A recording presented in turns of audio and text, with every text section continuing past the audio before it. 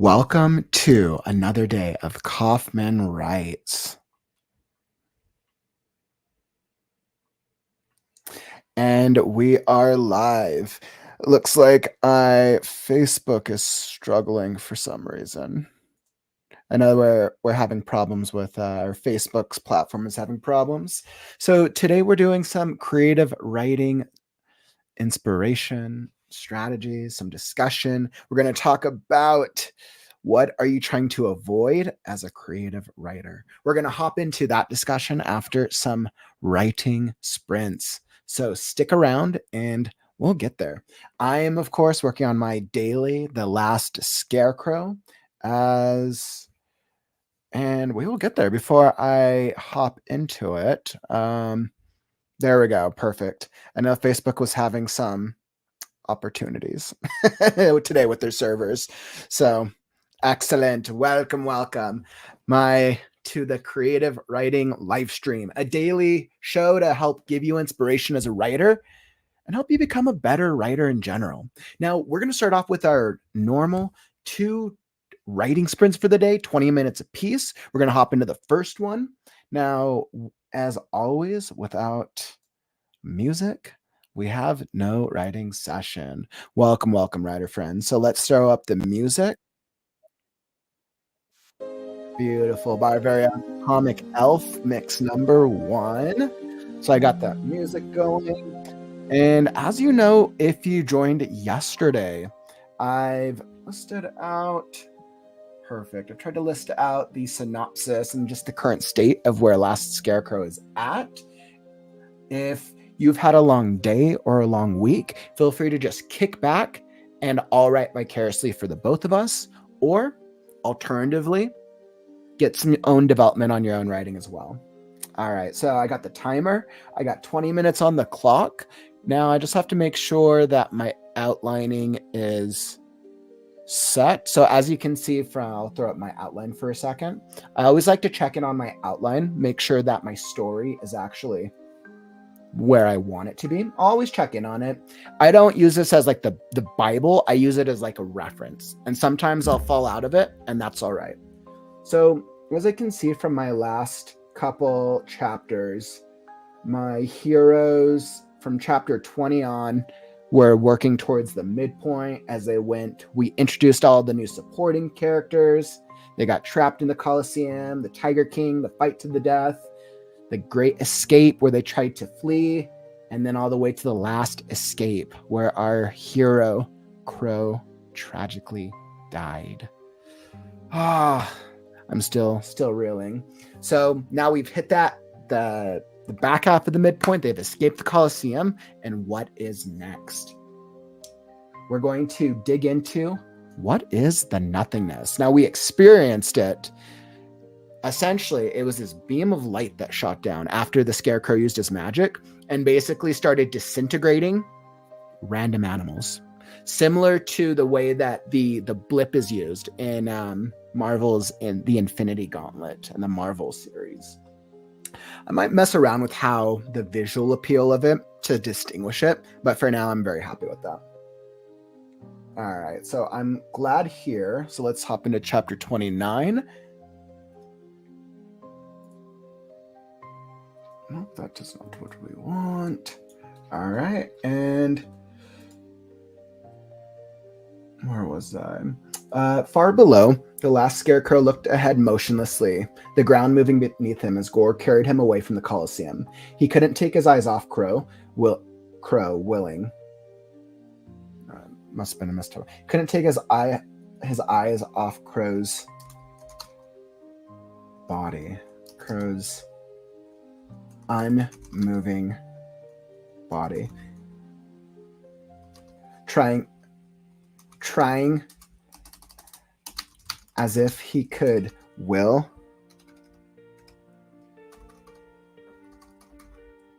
his friend back to life. His friend back to life. Just when he thought there was a glimmer of hope, maybe his feathery friend wasn't dead, Crow's beak began disintegrating to ash with the rest of his body. the rest of his feathery body until the ashes of his friend crumbled away to nothing within his outstretched hands, leaving only the memories left behind. Far in the sky above, the demonic voice's words echoed throughout the sky. Death to the scarecrow! And then the disintegrations of the few remaining animals in the vicinity ceased, and they were left. And they were left to run away in silence. 20 minutes on the clock, and let's write.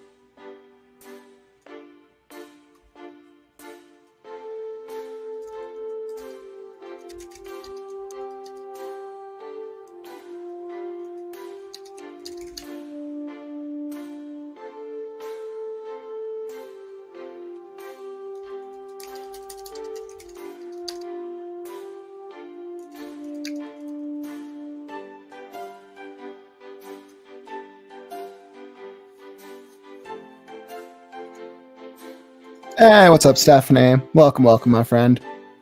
How's the writing treating you this week? You getting some good words and stuff done on your end? I know the other day you were saying you were getting closer to the end on your part, right?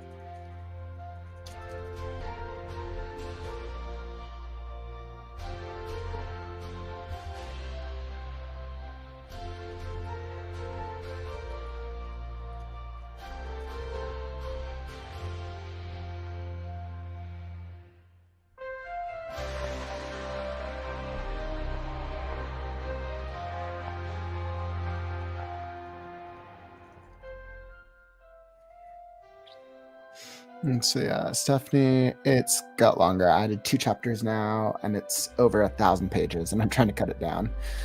Trying to like cut stuff down is always the challenge, especially if it's all like really good stuff that you have. And 1,000 pages isn't that much either. That's what 369. It's like 3 to 4 pages. In 3 days, I wrote 20,000 words. Good for you, Stephanie. Your writing consistency, like, always impresses me. That is what, 5, 10, 15, 7, 14, 20. So that's about 7,000 words a day. Which 3, 6, 9. And I think that's 7, 14, 20. Yeah, so you're doing what, roughly like 20 pages, 15 to 20 pages a day. That's really good for you. You must be like so invested in your story right now, and it must be going really, really well. That's like one of the most exciting parts of the writing process, when things are just working, even if it's not like perfect and things have to be edited. Like, that's so amazing. That's incredible, my friend. Hey, what's up, Atomic? Welcome, my man. Atomic, have you had much luck with development this week with your series?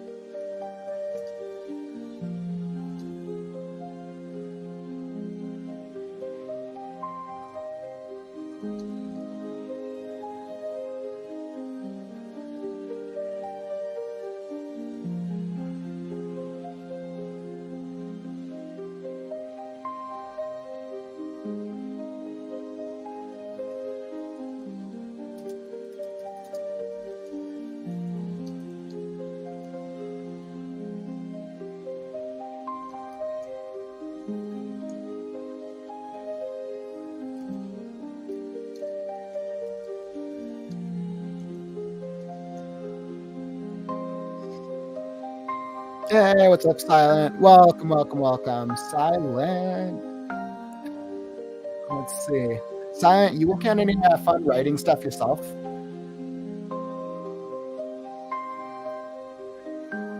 Let's see. Atomic. I'm considering starting to write before I have the full outline of scenes done. Sometimes my brain screams at me, you're not actually writing. You know what? I've gotten that myself when I think about like what is considered writing.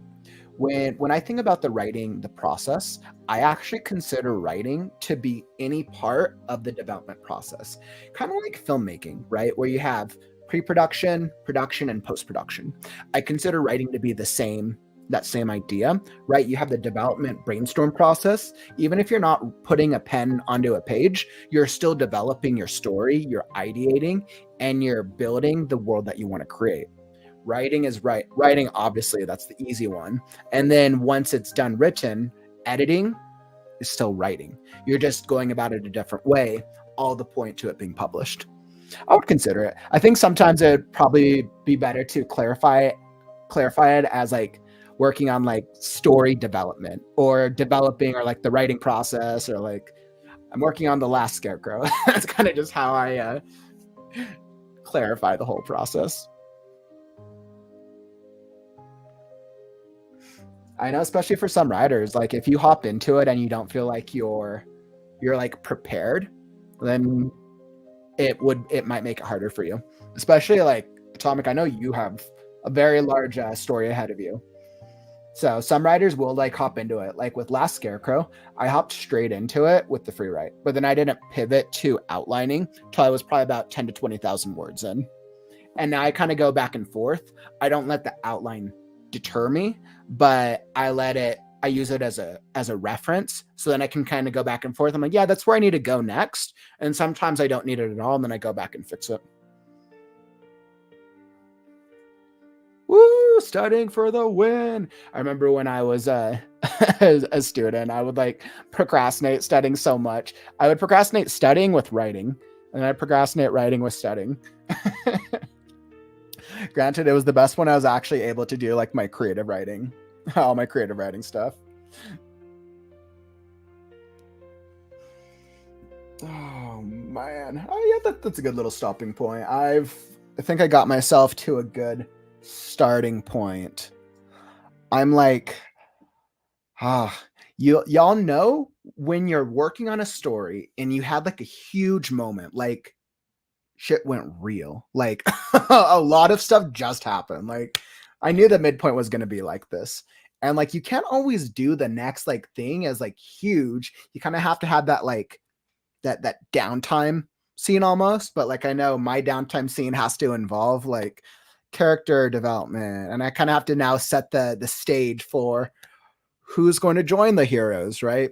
Now we have the first half of the story was literally just Scarecrow and Crow were the first third of the story. And then the second third of their journey was really Scarecrow, Crow, and Pebble. And now with Crow out of the picture, it's Scarecrow and Pebble. And I'm setting up the stage to include a couple of the other characters in the next part. Thinking I have an idea. Well, we'll see. We'll get back to it. Let's see. Comments. CPS for what I've been working on. Oh yeah. Yeah. Yeah, I know. I know you're working on quite the magnitude of a story, Atomic. I'm like super impressed with what you're setting out to achieve. Planning is my favorite part of the creative process. It's one of my favorite parts. It's actually one of my strengths, tends to be strategizing and creating plans. When that transferred to like the work world and when I was doing my like normal like 40-hour a week job, I would like have to be aware of not to spend all my time strategizing and to also execute. So I always have to like balance that for myself. So I don't just plan all the time like in the fun part of like, yeah, let's plan on how great this is going to be. Now I actually need to go make this great. I think it's cool because we get these really great ideas and then we get to actually kind of like bring them to life and form them and develop them and like we're thinking about them a lot in our minds and then that almost it's like it continues to motivate us. And like I love I say the development process, but yeah, like I'm like messing with my head. It feels weird. Um yeah, but amen to that. All right, let me throw up break timer. So what we'll do is take a 10-minute break, take a little breather. I'm gonna take a breather from the story, and then we'll hop back into another writing sprint. The idea for my other book series started as a poem. That's really cool, actually. That's really cool. I haven't done too much poetry, but when I do, it's actually really fun. And it's kind of cool how like you come up with an idea for something and you start developing it really early on. And like one of the things I love is kind of seeing how it grows over time. Like you could have an idea for something, and then by the way you're like words, it's like 10,000 words, 20,000 words. By the way the story's developed, you just see how much the story changes and comes to life. And especially if you come up with an idea and it changes formats, like, I can totally relate with that since, like, Last Scarecrow was intended to be a free write, and now it's, like, a fully fledged fantasy novel. But what's crazy is that, like, I was doing free writes every day in January, and out of the, I want to say, like, 20 or so free writes I did, Last Scarecrow was just the one that resonated with me the most, and I felt like, "Okay, this story has some interesting characters, and I know the themes that I'm interested in exploring at this stage in my life, and I can explore those themes through this character and their journey." And that's just kind of like grown and grown over time. And I have all these animals and this whole world, and we'll see how it turns out. But I think it would be also really cool myself as I think about like once I know there'll be more stories that I can explore in the world after Last Scarecrow because Last Scarecrow itself is the Scarecrow's journey. But I know there'll be more to tell about what's going to happen with the world. But something that I always like find interesting for myself is like how how can I expand a story and a universe to other formats? I have a lot of experience working in different formats. Well, I started with novels. I've had a lot of experience with novels, short stories, and scripts, both stage plays and screenplays. So something I ask myself in the future is like, how would I effectively be able to like transcend a universe across different types of formats in a way that's effective to each format while also still being genuine to the overall world? With writing, I always go big. I don't know how to write a short story. Yeah. So you always like you once you like come up with an idea and you start like developing it, you're like, you know what? This sounds great, but now I have to tell more about this, and they have to know this and this and this. I get that. That's fun. That just means that you probably have really great ideas and you have really great worlds to explore. Like that's awesome. That's really, really cool. I think the I think the ideation process, when I think about like ideas and I think about how much fun it is, that's one of the things that I appreciate and connecting the most with other writers. And like I have fun throughout the entire process and I try to ask myself like how do I show the fun parts of my process in times where that's like difficult for other people. Like I have a lot of fun editing, but not everyone likes editing. A lot of people hate editing. The more writers I talk with, the more I'm realizing a lot of writers do not like editing. But I think the editing process is fun because I balance it with the development process for myself. Let's see. In my other book, I created a new planet. Woo! New planet. That's hard because then you have to literally create you have to create either like a single culture if it's just like a single society on the planet, or you have to create an ecosystem. You have to go into an ecosphere, the environment. You're then going into a society, and then like it's hard. Like, how do you not how, but you have to better be able to balance like the plot and not having the planet as a way to just just further the plot, but being able to fully explore the world and have the plot happen during the exploration. That's cool. That's actually really cool, Stephanie. I don't think I've ever created a planet before. Granted, I don't think that I've done a sci-fi because I'm assuming sci-fi when you go other planets, but I don't think I've ever done another planet like that before. That's really cool.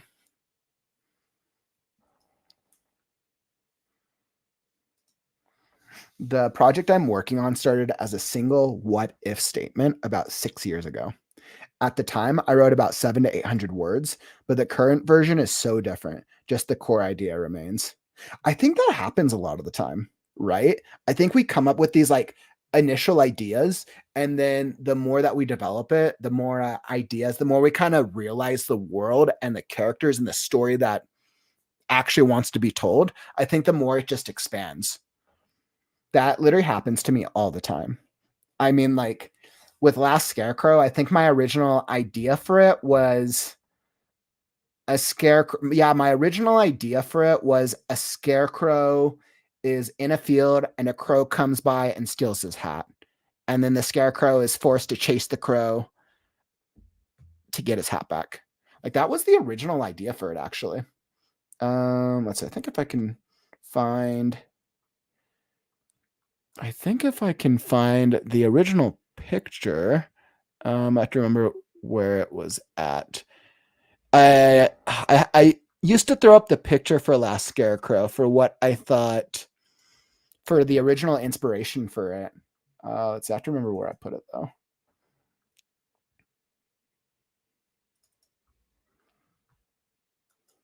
Yeah, awesome. I'll throw this up. So like the original picture, like I'm sure you guys have seen, I have it on the background all the time.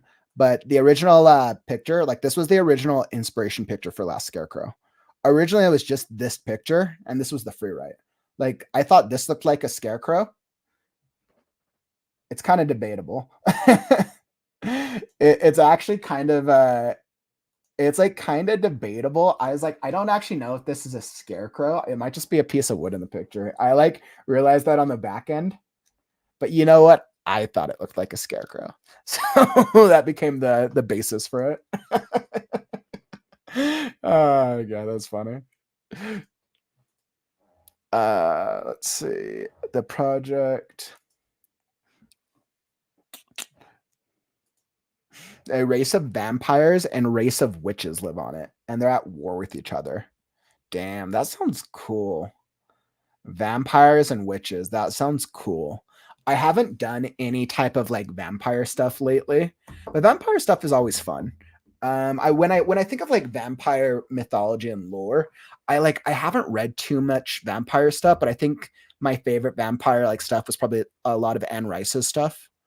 I think I remember loving when I read Interview with the Vampire, and the movie was like it was enjoyable. It was all right, but those were some of my favorite like vampire stories to read. But then when we think about like vampire stuff in like media and pop culture, I mean the things that used to be that were generally popular was like True Blood, and then it was like Vampire Diaries, and it was that type of like kind of like I'm trying to figure out like what classification is of it. Like when people think of vampire now, they probably relate it with that type of like storytelling, at least in terms of the media, visual media. I'm not sure what's popular for vampire stuff in terms of the fiction world right now.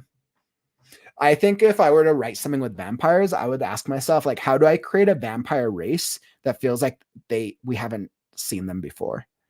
And that's the same thing when we like pick races and we pick creatures of like well-known creature types, right? So like I would be the same question I'd ask for werewolves, vampires, werewolves. Witches are a little more open. I love witches. I love the idea behind witchcraft. Um, I'm thinking because it's funny you brought up vampires and witches, Stephanie, because I think in Last Scarecrow, I think I might introduce just some random supporting characters who are going to be witch like. I'm still ideating around it. I haven't decided what I want to do. I'm kind of like going back and forth on if I want them to be more like witch like characters or if I want them to be more like fate like characters, kind of like the three fates from Greek mythology, Hercules. I forgot what they're called, but it's like the three sisters. Um, thinking about creating some of those three, like a three sibling trio, for a scene that's coming up in Last Scarecrow.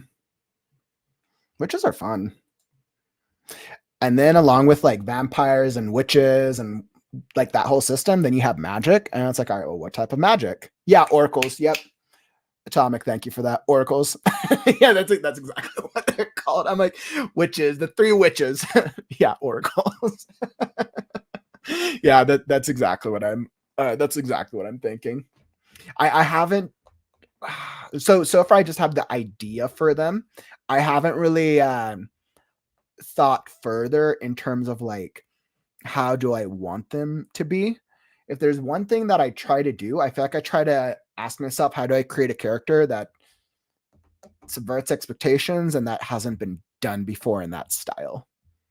I think like, I mean, in the past 10 chapters, I've introduced probably what, like 20 characters, easily 20 characters. And then on the rewrite, I'll kind of have to go back and refine them. Like, are these characters actually interesting? Do they work? Let's see. I try to make my vampires different than any other kinds of vampires out there. Let's just say there's more going on in the story than just their war.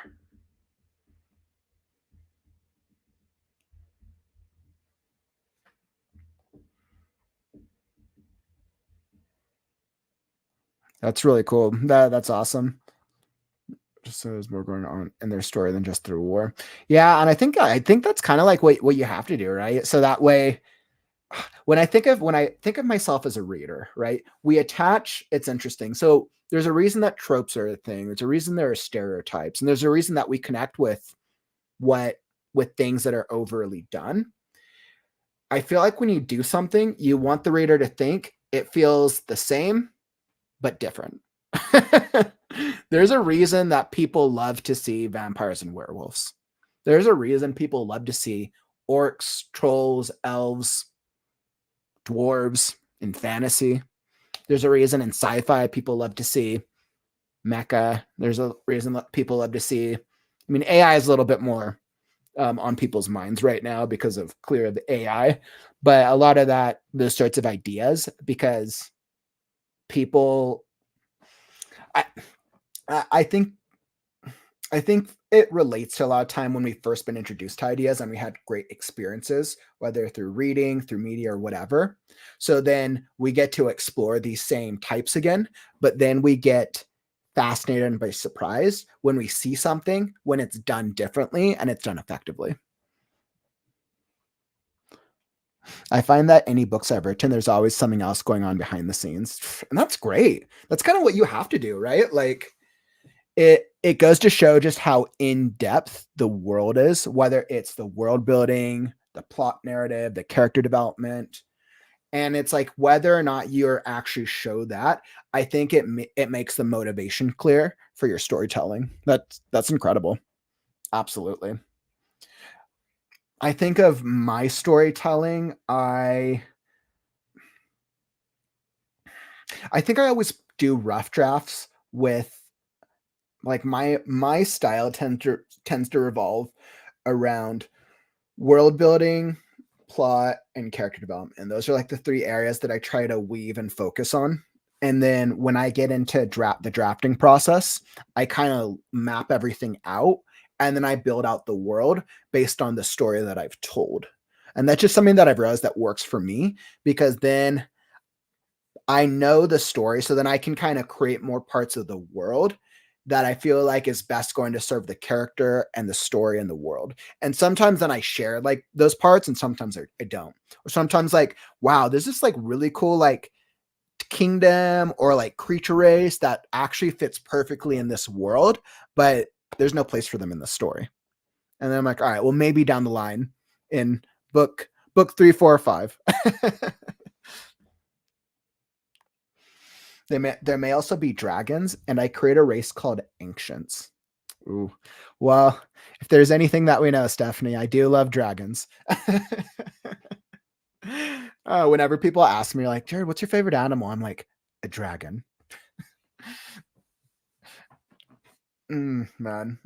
Ancients always makes me think of like what do I think of? Ancients always me think of like a tree folk, of like a tree type race, of like, and I don't know, maybe that's inspired by like Middle Earth and Hobbit. I'm trying to think of like what other. I mean, ancients also a little Star Wars. I thought about the ancients in there as well, a little bit more gods. Um, but yeah, but I think by the very nature, ancient is like you think of like a creature of extreme power who's been around for quite a lot of time. Villains are fun. Villains are so much fun. I mean, like, think about it. There's a reason that Darth Vader is like a trope, a memorable character, a thing. People love villains. I think because it speaks to our I think because it speaks to people's desires to explore that type of power complex while in a way that kind of feels realistic because the evil villain gets to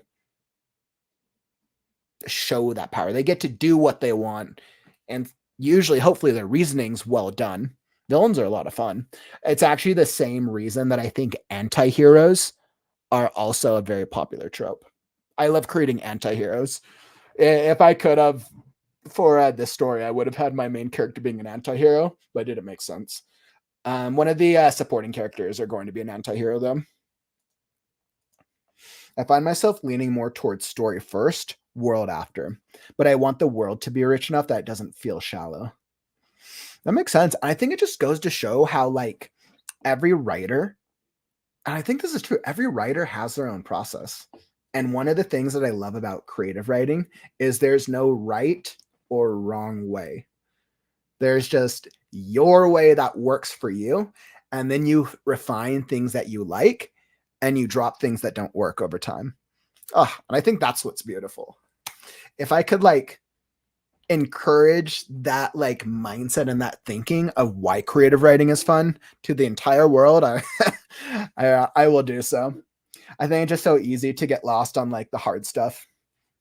Everybody finds certain things difficult, but like that's usually what turns people off from writing, especially when they're really busy and then they find it hard.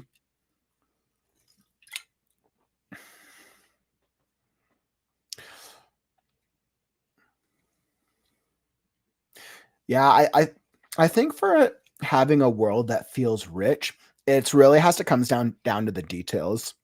I think that's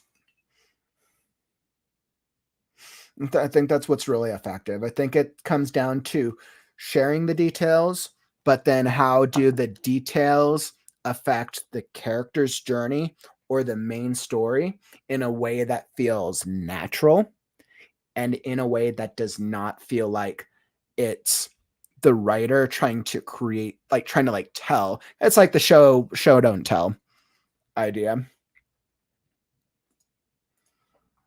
I do have a tree race as well. Yes. The ants. The ancients. I was like, I'm actually surprised I haven't created a tree type character in this world yet, actually. It does. Well, I guess I have there's an area where we're going to be exploring very soon called the Nest, but it's not a living being. It's more just a setting, which is like the ancient tree that I referenced a couple of times. But yeah, I'm actually very surprised I haven't leveraged a tree character type yet.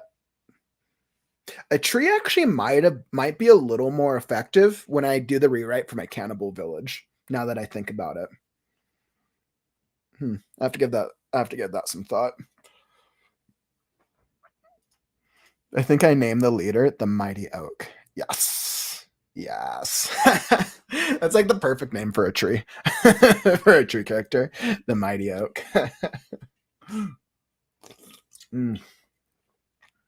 Cannibal. I know, right? Atomic. The cannibal tree. Oh my god. When they were in the cannibal village, it was like I think I was struggling with what types of inanimate objects. And I was like, all right, we got pillows, we got some pitchforks, we got a shovel, an axe, we got some bookcases.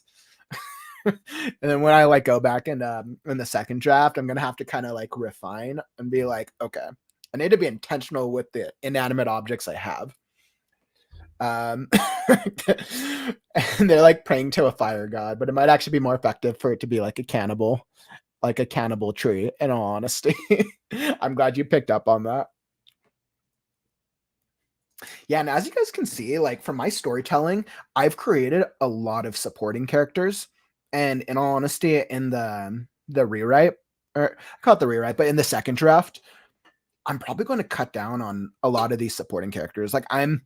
I think for like the Colosseum, I've easily introduced like probably 30 to 40 different types of animals. But then in my rewrite, I'm going to have to actually map out all the animals that I have.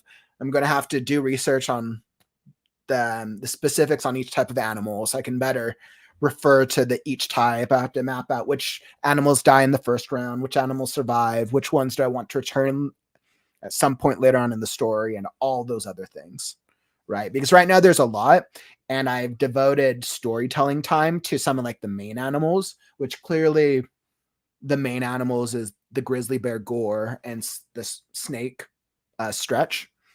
And then I devoted time to the dragonkin. But I don't think the dragonkin right now with Pebble is very like unique. I think I kind of did a little early on, but I kind of need to like better refine the dragonkin so it feels like its own character instead of like, okay, there's just going to be like a flying dragon that we can now use for transportation for the rest of the story. um what other animals? I do kind of like what I've been doing with the skunk. I haven't like the skunk's actually going to be a cool character. The rabbit was kind of like went sideways in the terms of the way that it was going to be.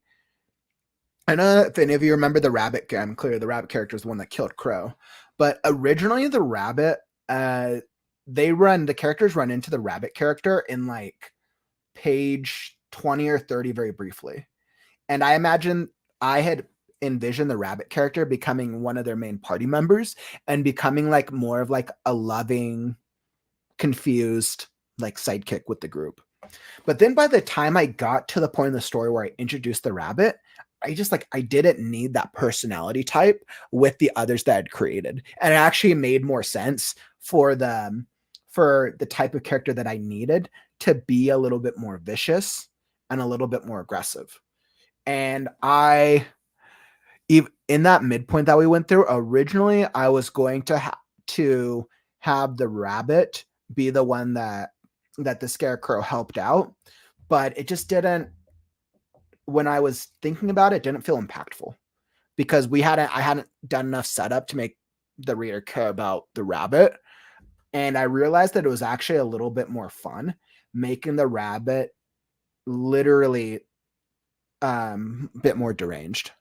Like there's a while where you kind of think like, okay, the rabbit has something against the scarecrow, but then the rabbit's kind of like talking at the scarecrow, and you realize the rabbit's actually just crazy, and what he's saying does not make sense. And that character evolved. And then literally the last moment that you see of the rabbit is the rabbit getting consumed by the nothingness and starting to turn into ash. And he's literally so crazy that he takes his sword, and he literally chops his arm off as like his arm's turning into ash. And that's like the last thing you see of him. And I just thought that was a cool maniacal moment. I think now that I've like kind of explored the rabbit, I think the rabbit is kind of going to become the golem of this world, so to speak. I think he's going to become the golem. I think that's what feels right. Who doesn't love a deranged lunatic one-armed rabbit chasing after you, hopping after you? And his ability is he has like this color changing eye, and it's just funny. It just like it just adds to the oddness. Okay. I love talking about stories and storytelling. Thanks again for sharing, y'all. I love hearing about your stories. And I think hearing different types of like storytelling things that work for different writers is so cool. And I think that's what brings value to me personally. And then hopefully other writers who tune in and are checking these things out. So just thank you for speaking up and sharing. I really appreciate that. Let's see, this is a good time to throw up the banner. Are you enjoying this stream? Don't forget to follow and subscribe. I'm like almost at 150 on YouTube, so I'm like, I'm getting there slowly but surely. So follow and subscribe, hit that button. I do these live streams every single day. They started as 30-minute sprints. Now they're kind of mix off, but I think on average I end up writing closer to 45 minutes to an hour per day now. So that's every day. And then on weekends, I've moved towards doing 3 to 4 short videos a week, and then 1 to 2 long form videos as I continue to kind of refine my process and figure out like what's bringing you the most value. So if you want to be alerted when I launch them, tap that subscribe button on YouTube, the follow button on Facebook or Twitch or Instagram.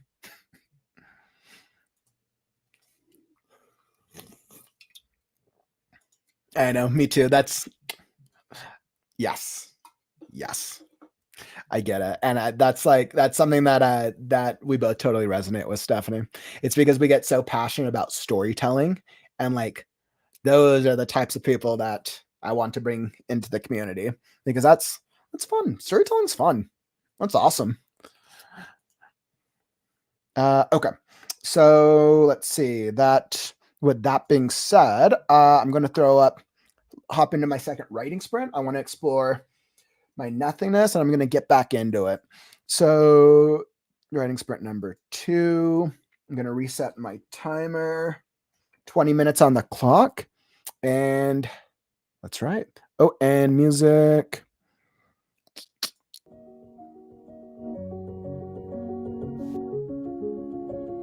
Perfect. 20 minutes and let's write.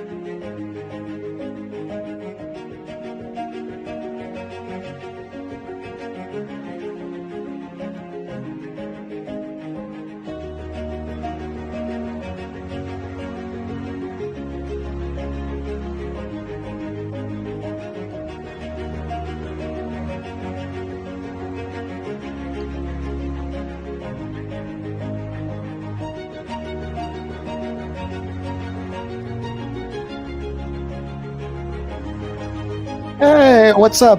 Right, Holly Davis. Welcome, welcome. Yeah, I was looking for some live writing sprints to get some beta reading done tonight. Woo! Welcome.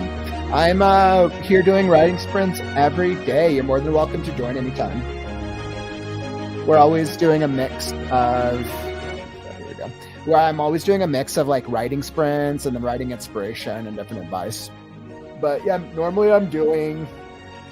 I want to say on average during the week, I'm probably doing like 2 to 3 20-minute writing sprints a day. But then I get so wrapped up in what I'm working on, they become like 30 to 40-minute writing sprints. But yeah, definitely feel free to join anytime. And music is by our Atomic Elf over here. Awesome playlist again, Atomic.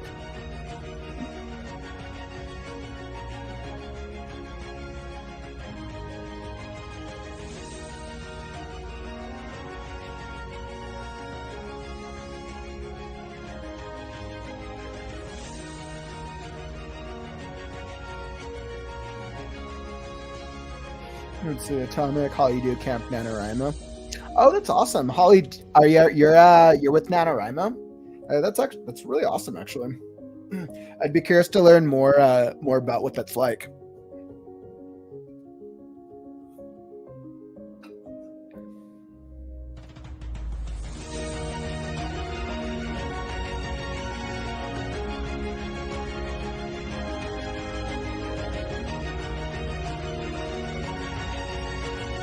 Oh, you're right. I changed the playlist already.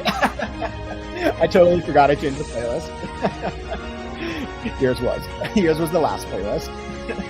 I now have like 3 or 4 different playlists. I keep switching back and forth. I think my goal is to have like a playlist for everybody eventually.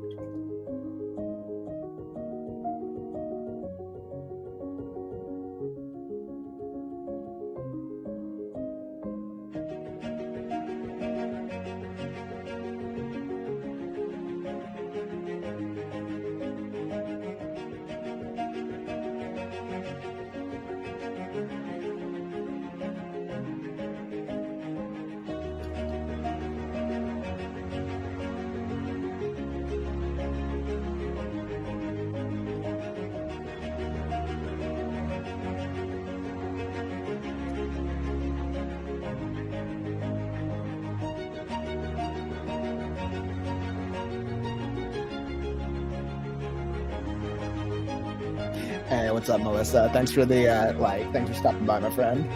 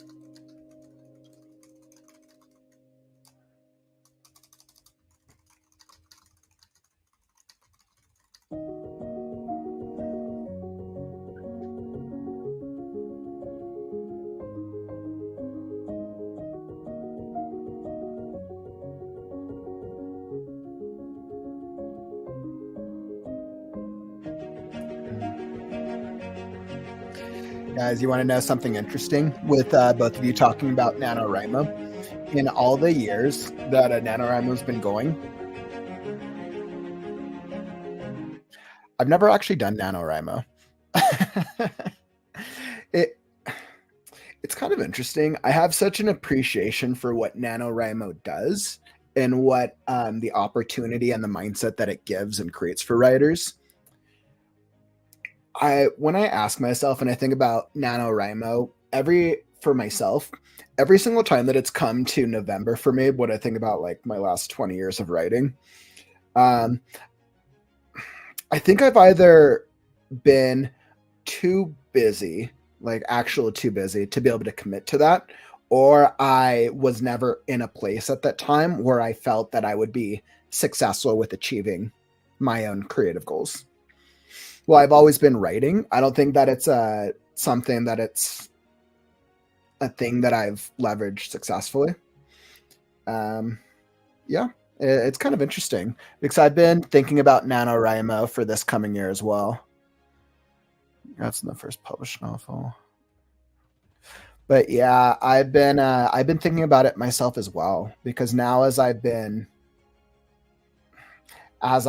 going strong with this live stream and I've been going strong with my social media approach this year, I ask myself, what does NaNoWriMo look like for myself this year?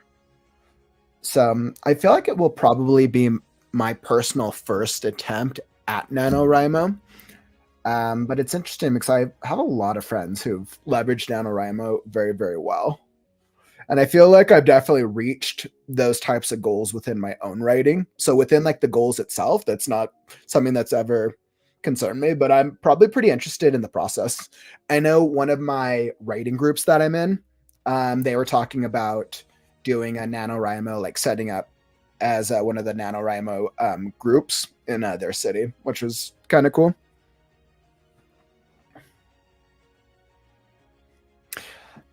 Yeah, nano, and I mean, what? It's only March, so we're about to get into April, May, June, July, August, September, October, November. So it's still a good like 7 to 8 months away.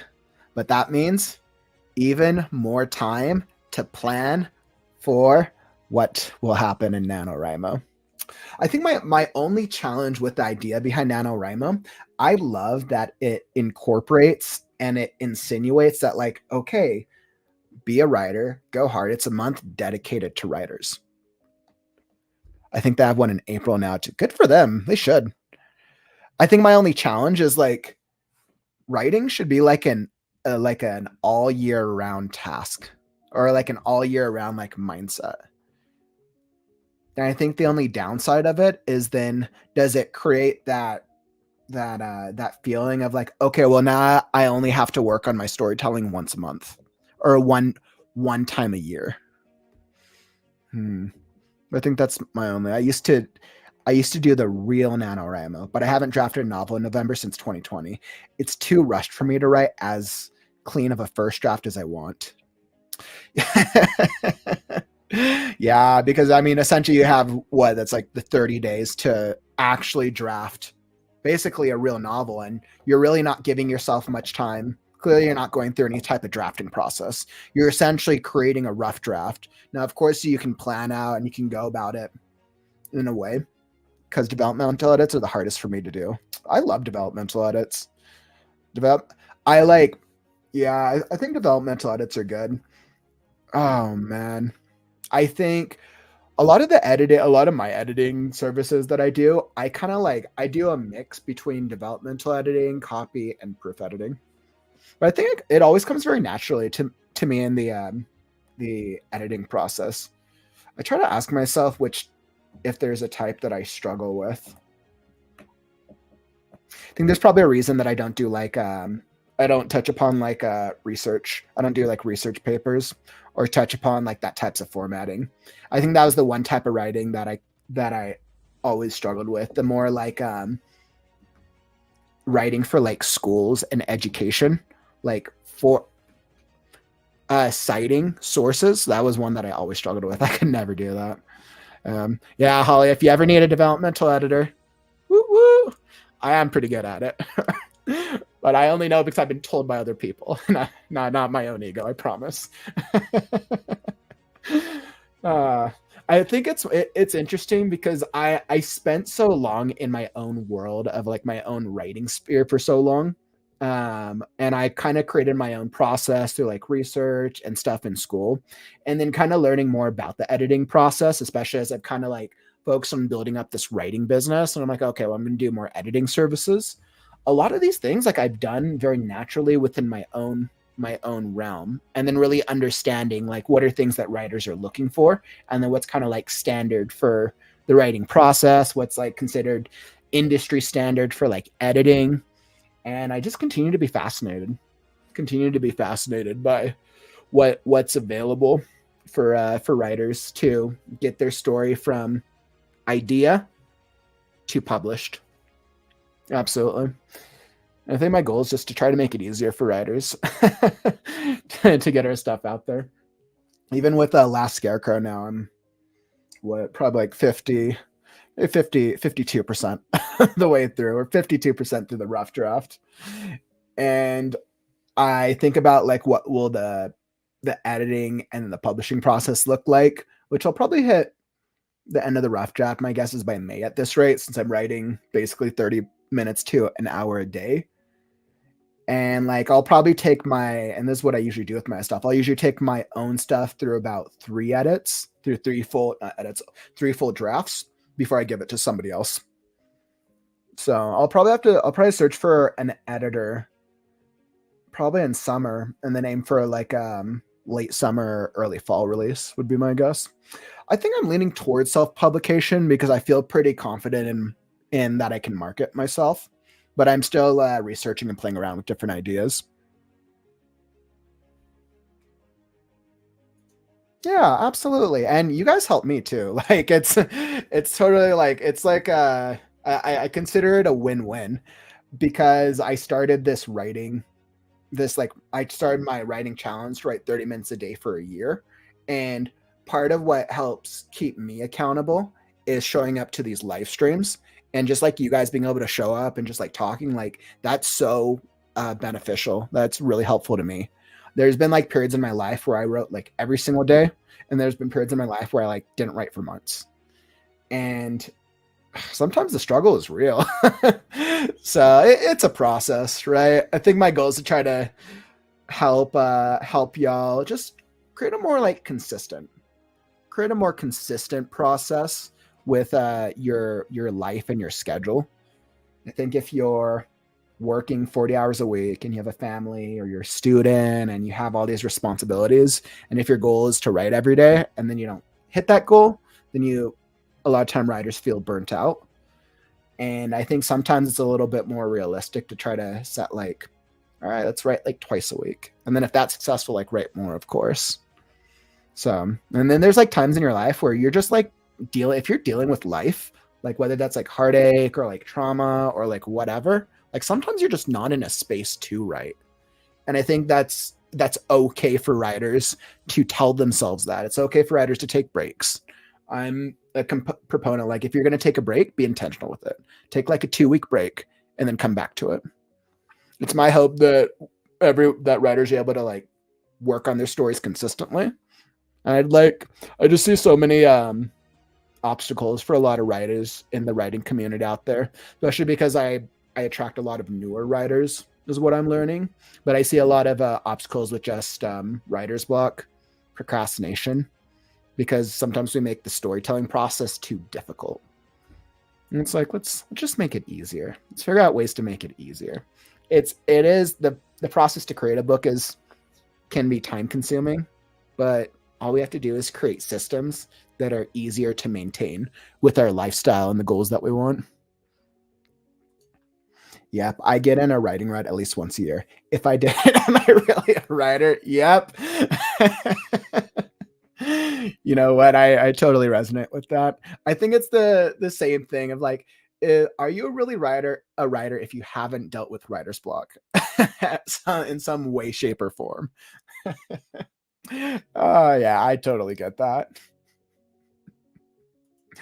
And then I think it's like when you get into those like pitfalls or those obstacles or whatever it is. I think it's recognizing that you're in a rut and then figuring out like, okay, well, what do I need to get out of it?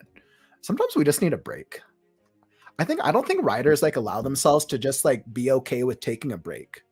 Like that's all right to take a break. Because I think the mindset behind like, oh, I have writer's block and I can't write for a month, like that sucks because then that creates a negative connotation within me personally, as compared to I'm very busy with life and I'm going to take a break for a month from writing because I'm not able to actually show up and be creative. Different mindset, different perspective. But I am for sure excited with the story. I'm curious, Holly, what's your story that you're working on? I know we were all talking about our stories a little earlier, but I'm always curious with when I see other writers, like what type of story, like what's the genre, what's just the very like brief idea. I'm always curious to hear more stories.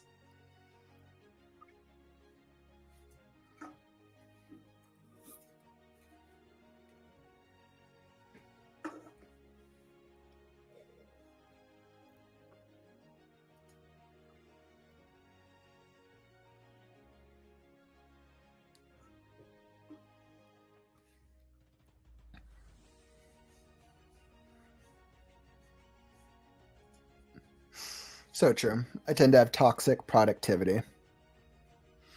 Um, I get that. It's actually really easy to have toxic productivity, especially in the age of social media, right? It's so easy to start with the best of intentions and then go down the TikTok, YouTube, Instagram, Facebook rabbit hole. Happens to the best of us. And don't actually rest because I feel guilty. Just guilt. It's just reframing. Yeah, it's guilt. It's interesting because like a lot of those like sometimes those negative experiences can also lead to us having like moments of like really great creative expression. But I think it's hard to find that balance, right? Which is why I search for writing sprints to get some accountability. Hmm. Yeah, writing sprints. What I've learned is like I wasn't even doing writing sprints before. I mean, I was always writing, of course, but I think my normal like writing amount of time I spent writing was probably, I think I usually spent like anywhere between 30 minutes to like hours on writing for my own routine. When I started doing these live streams, let's see. Yeah, when I started doing these live streams, I did a lot of research in terms of like what writing sprints kind of felt right for more of like a live format. And I played around with a lot of different times. And what I've kind of noticed and seen is like 20-minute sprints work very well.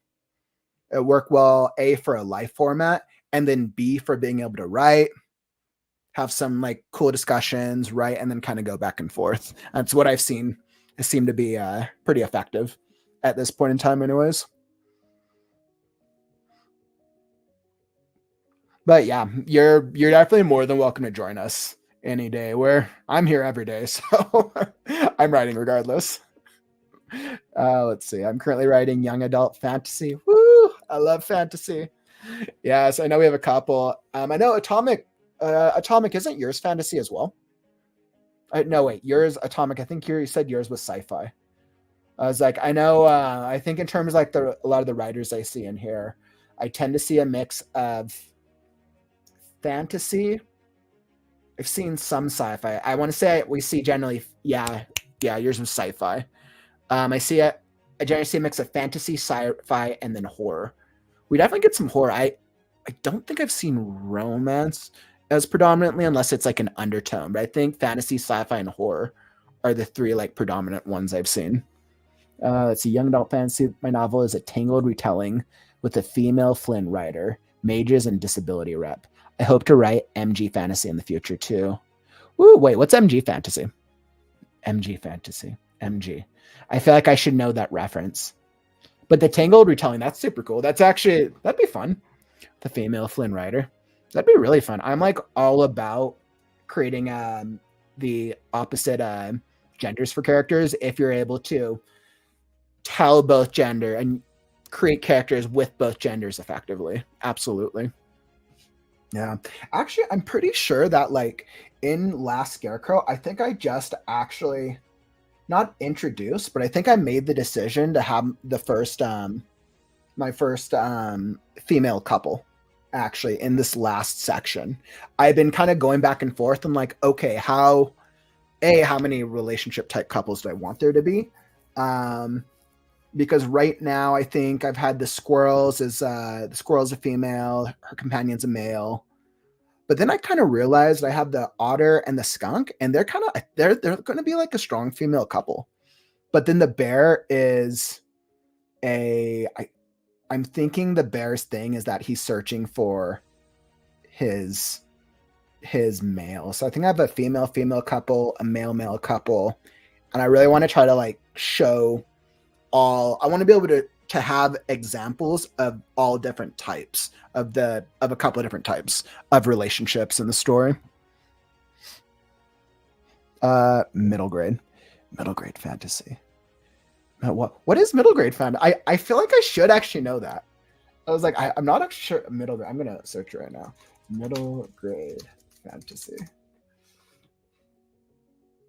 Because like I know young adult I know well. Middle grade, the Dragon Riders, middle grade. Think about life as seen through the eyes of a tween reader. Focus on age-appropriate issues and show characters conquering fantastical story obstacles in what does middle grade grade books. Okay, so middle grade is like is kind of like a step below young adult. Interesting. Okay, that makes sense. I had a feeling, but I wasn't sure. Interesting. Nice. What genre and age category do you usually write in? You know, it's kind of a mix in terms of the.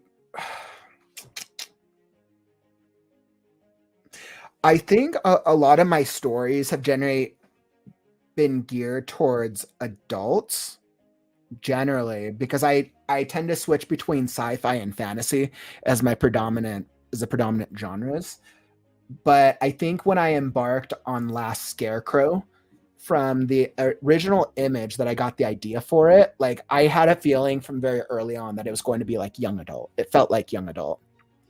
And then as I like developed it, I'm like, all right, I want to create Last Scarecrow. I want to create a world. I want to create a world where all the characters are animals, and basically the whole world is animal characters or inanimate objects. So I'm saying creatures. And it's essentially a story that follows animals and follows the character Scarecrow with no human characters about what it means to be human. So I think that at heart is what the story is about. But yeah, there's a lot of animals in Last Scarecrow. But yeah, I started with young adult, and I think there's been some really like some really like dark things happening in it, which I wasn't exploring because like my original like pitch for it was it's a post-apocalyptic fairy tale. So I was like, okay, it could be like kind of like young adult-ish. But then as I've been going through the story, there's very dark themes to it. It might be too much for young adult, and I'm not sure yet. But I'm not really sure what genre post-apocalyptic fairy tale falls into. Because it's kind of like a it's kind of like it's like a dark, it's almost like how Brothers Grimm, like you would say Brothers Grimm is fairy tale, right? But it's dark fairy tale. But it's like a post-apocalypse, and I'm still trying to figure out like what genre it would fall into, and I just don't know. Because what it's exploring just feels very unique. So I'm trying to figure it out. Like I had the synopsis up on the screen, but the synopsis is post-apocalyptic fairy tale about a scarecrow come to life who journeys across the land riddled with animals, creatures, and beasts that are fading away into the nothingness at the hands of the first demon. So I think I've kind of just hit the point where I'm just going to set aside whatever genre I think it is, and I'll come back to it in the second draft when I kind of have a better idea of like how dark some of the themes are. Because there's definitely some elements of like death in there. There's some blood and there's definitely violence. There's some blood. It might be a little too graphic for young adult, but we'll see. If anything, what I'm doing is I'm creating the story that the characters want me to tell, and then I'll fit it into whatever genre when the story is more complete. Let's see. I love story. Yeah, animals. Animals are fun. The story was the first real challenge to me. Let's see. Middle grade usually doesn't focus on romance, but on friendship and family. That makes sense, especially because it's for younger readers. And I would, that makes sense for younger readers. You want to instill those values of friendship and family over romance because they're at an age where they're not necessarily interested or ready technically yet for that type of material. The story sounds great. Yeah, thank you. I really appreciate that. I really appreciate it. Yours sounds really interesting too. Tangled was a really good was a fun animated movie. And I think Flynn Rider was a fun character. So I think doing a female version of Flynn Rider would probably be super cool. Yeah. And of course magic. Yeah, good luck with your storytelling. That sounds fun. Absolutely. Ah. Let's see, where was I? Okay, so with where I'm at, I've made some really good progress today. Let's see. Aw. Yeah, Holly, definitely feel free to drop by. I'll be here. We'll be here every day. If you need accountability or inspiration, one of the two. But speaking of today, so I've hit a good point in my sprints today. Clearly, I've gone a little longer today than I had anticipated, but I got some really good work done on my story. I'm actually about to set up like the next. I can tell I have a good setup for the heroes for their next step. Awesome. Yeah, and then I will. What was I going to say? And then tomorrow. Oh no, and we also had some great conversations today. It's always cool. There's from throughout. I really enjoy hearing all your stories. So thanks all for being active today. That was like music to my ears to connect with other writers. For tomorrow, my normal show, I'll throw it up. Creative Writing on the Morrow. As y'all know, my Monday through Friday show, I'll be back tomorrow, 5 p.m. Mountain Standard Time for my normal live stream. I'll probably do similar today. We'll do a little bit more sprints. Maybe I'll do some other creative writing stuff. I keep going back and forth on my Friday shows on how technical to make them. I haven't really decided. But on Saturday, I'll throw in the plug here. If you're wanting your work read, Saturday, on our Saturday live streams, we do the live story readings and critiques. So make sure to drop by on Saturday because that's the big show of the week where I do live story readings, I do critiques, and it's a whole experience. So that's generally tends to be the most popular show. Yeah, so I will be here tomorrow, and don't forget to like the stream on your way out. Let me know that you got value, and let's let the algorithm know that you enjoyed it, whether it's from the writing sprints, the conversations, or anything else in between. All right, but that's all that I got for you, creative writers. Really good writing session today. I'm ready to move on. So I'll catch all y'all on the flip side. And don't forget, words are wind, but stories are forever.